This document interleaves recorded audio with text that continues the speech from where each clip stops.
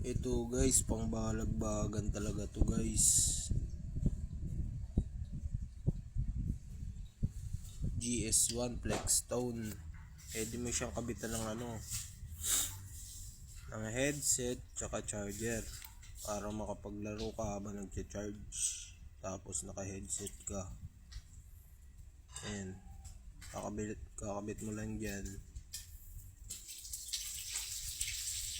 Supported na ito yung fast charger. Ayan.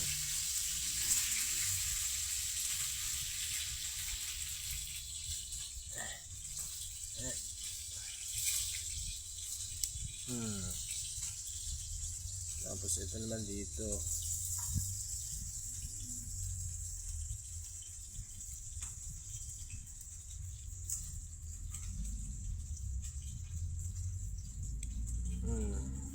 Kakabit mo lang dito sa cellphone mo.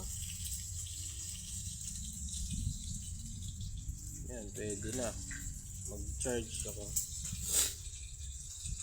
Tsaka headset para walang tigil sa paglaro sa Code M.